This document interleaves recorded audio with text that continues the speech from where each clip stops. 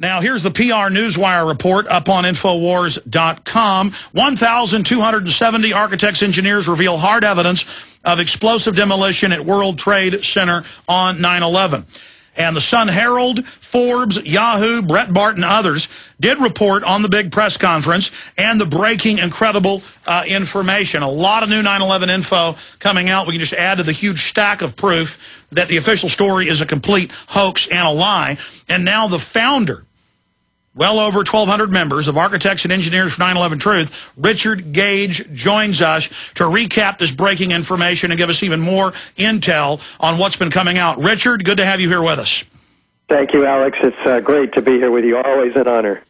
Well, you've got the floor in the remainder of the hour. Tell us about this breaking info and why it's so important, on top of the new NIST footage that was forced to be released with lawsuits, the National Standards Group, that again shows Building 7 being blown up. Go ahead. Well, indeed, Building 7 is the smoking gun of 9/11. The evidence is clear that all three World Trade Center high-rises were brought down by explosive demolition, and we now have almost 1,280 architects signed on to our petition demanding a new investigation. We were yesterday at 2 p.m. At the National Press Club presenting all of this evidence, well, much of it in the first 10 minutes at the press conference. We followed that immediately with a mock debate where we took statements from about 10 supporters of the official story, including Sham Sunder and John Gross of NIST, and the guys from Popular Mechanics, and Michael Shermer, and a host of other supporters, Bazant, and David Thomas, who we've been in debates with. We used their statements, publicly made statements, in this press conference to take off from and present these points of evidence, because they were not willing to come and debate with us publicly at the press club. So we presented their statements for them. And Senator Mike Gravel was with us at the press conference and debate, and he presented a very, very powerful plea for an investigation in support of the family members of the victims of 9/11, who are calling, many of whom are calling upon us, the architects and engineers for 9/11 Truth, to get to the truth, to get to the evidence. And that's what we've been doing, and that's what we presented. We presented the evidence of explosive nanothermite composite materials found in the dust samples throughout the lower Manhattan. It landed like a blanket, 4 to 12 inches thick. This is very, very high-tech material, explosives found in the dust, completely ignored, and in fact they denied that they found any evidence. NIST did, and later they acknowledged that they never looked for it. Now they will not look for it, even though it's been documented in a 25-page peer-reviewed paper on the Bentham Open Chemical Physics Journal, uncontested for the last year and a half. Not only do we find the evidence of these chips, of small red-gray chips of nanocomposite materials, but the results of that fairly explosive material, which is the iron microspheres, billions of them found in all the World Trade Center dust, previously molten iron microspheres. 6% of the weight of these dust samples, in many cases, are composed of these. Well, this is evidence that they sustain temperatures exceeding the melting point of iron, which is 2,800 degrees. But office fires and jet fuel only get to be about half that temperature. So you've got this now from hundreds of sources, from all the different buildings and apartments, and the different groups that have records of this, and from memorials. I mean, this is now the evidence chain over and over again confirmed. Oh yeah, there's no question, and they can't fight it. It's completely an airtight, solid case, and not only with that, but even the evidence that FEMA came up with in their Appendix C, the documentation that these steel girders looked like Swiss cheese. They're melted, and other stuff. And we have the firefighters on video on national TV saying there was molten iron, like a foundry, like a volcano, molten, and we have the NASA photos weeks later, thousands of degrees, way above jet fuel. I mean, they used something in there that had molten slag 3-4 weeks later. Absolutely, and there's documentation of that in videos and photos, in addition to the dozens of witnesses seeing all this molten metal running, and it's clearly molten iron. Tests have been done on it by physicists. It's not melted copper or aluminum or something like that. This is several tons of it underneath all three World Trade Center high-rises, reminding your listeners that there was a third skyscraper 47 stories tall, Building 7, which dropped in 6.5 seconds straight down uniformly suddenly and at free-fall acceleration into its own footprint. This is like a house of cards, a pile 4 stories tall. This is clearly a controlled demolition. When we show the architects and engineers about this, as we did in the press conference last night, it dropped it drops their jaws as well, because they know that's a controlled demolition. Everybody does. This is intuitive. A building can't fall at free fall acceleration and crush anything on the way down. If it's going to do work like crushing columns, it's got to slow down. And NIST even acknowledged that this was a free fall acceleration. So it's unbelievable, all the evidence that lines up for the explosive controlled demolition. And CNN was there with their cameras at the press conference in Washington, D.C., at the National Press Club, and we're hoping that they have the courage to put this on the air. We've got coverage in Utica, New York, from one of our 60 press conferences that were held concurrently around the world. Utica, New York has it on TV. Phoenix had it on TV.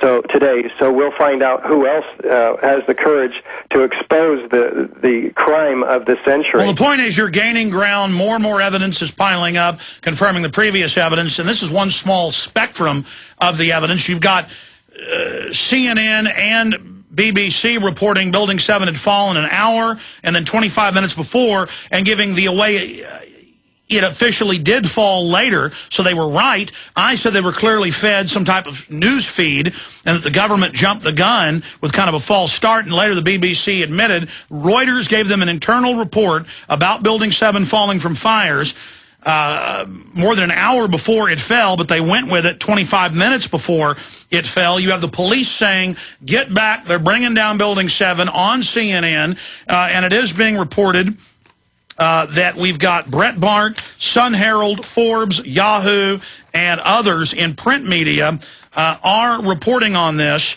information now. So you're really breaking through that electronic Berlin Wall, and when people actually look at the evidence, they find out the official story is a fairy tale.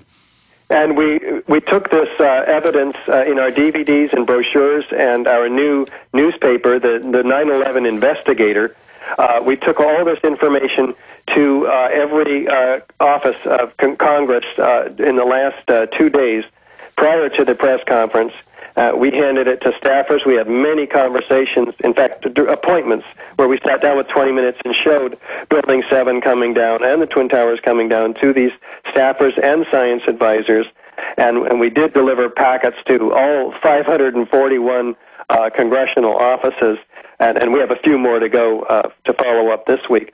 But they have the information, and they're going to be held accountable, our congresspersons, by their constituents. We have supporters, of course, in the 9/11 Truth Movement all throughout, in every congressional office, and we're going to be having them do the follow-up for us directly with their local offices. It's a political activity as well, trying to get an investigation. That's the mission of AE 9/11 Truth, a real investigation that accounts for the evidence of thermite, nanothermite, free-falling buildings, very explosive information that evidence that has to be gotten into the public record. They're just not going to be able to run away from it for very much longer. Richard, I think they're trying to overshadow your research, Dr. Jones's research, my work, and many others that are out there taking action. And the fact that polls show globally, not just in the U.S., but more and more statistically, people are not buying the official fable that was the pretext for the wars, the domestic takeover, the naked body scanners, all of it. But I think you've got this Rockefeller-funded, Fox News owner-funded mosque. I don't think the imam's bad, but he's clearly a globalist, goes to the Davos forums. You've got this kind of, I guess, Christian Zionist-type church out in Florida that is wanting to burn the Koran. And whereas I support the free speech rights and the property rights of the mosque builders. And I support this preacher's right to the First Amendment to burn the Koran. I don't like it, but I have to support his right. Bottom line, I see the media hyping this to create a clash of civilizations ahead of an Iran strike. I mean, this is perfect timing to kind of re-invoke 9/11 and Muslims and Christians at each other's throats. And so that's why it's so important that you're doing this and other people are doing this right now, and they've got the TV ad running very successfully in New York with the victims' families calling for a new investigation and talking about Building 7. So it's great to see real patriots who love truth on the offensive as a counteroffensive. Do you agree that all this mosque stuff and burn the Koran stuff looks pretty suspicious right now? Oh, yeah, but in addition, what we're doing is we're having a press conference for that reason right in front of the new Building 7 at the corner of Vesey and Greenwich Streets. A press conference tomorrow, Saturday at 2 p.m.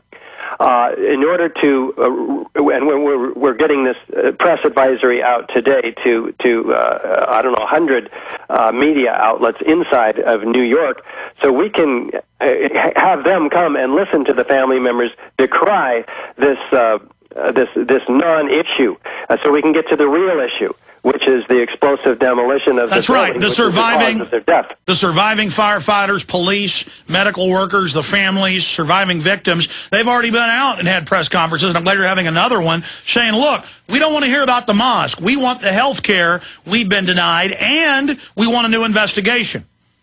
Yes, of Building 7 and the Twin Towers controlled demolition. I mean, this is the story of the century, don't you think? It is, Alex. Some enterprising journalist could break this story and get it published and take all the credit for all the work we've been doing for 9 years. Well, that's right. The media really doesn't want the families and the victims and the families' victims. I mean, they don't want them to be seen out there. They want to use the pain of 9/11 as the pretext for more war and control, and they want to speak for the families of the victims. But so that's why it's important people actually hear the families themselves. And those families will be there at the press conference calling upon 1,270 architects and engineers to investigate the evidence which points to the real cause of the death of their family members. So we're happy to be supportive technically to that pursuit of justice, truth. And that's tomorrow in front of the new Building 7, Larry Silverstein's building at 2 o'clock. That's right. Now, we're going to go to break in a moment, come back with the final segment with Richard Gage. But, Richard, get back into this new evidence. I mean, you guys have been able to really triple confirm all this, and why this press conference yesterday was so important. Well, these microspheres, the iron microspheres are endemic in all of the World Trade Center dust. And in fact, USGS found them and documented them first, and other environmental firms like R.J. Lee. These previously molten iron microspheres comprise 6% of the dust in some cases found on top of the Deutsche Bank building, everywhere, really. And by the way, they say, supporters of the official story will say, oh, that's just from the cleanup equipment and the welding and so forth. No. These are up on top of the high-rises. They're collected, even some samples, 10 minutes on the Brooklyn Bridge. A sample was collected within 10 minutes of the collapse of the towers. So, no, these are not polluted, and it's documented very well by official sources. These have the evidence in them, the chemical evidence of thermite, including aluminum, iron, oxygen, silica, other very, very clear chemical fingerprint of thermite. All right, Richard Gage, stay there. Final segment straight ahead, then a news blitz and your phone calls.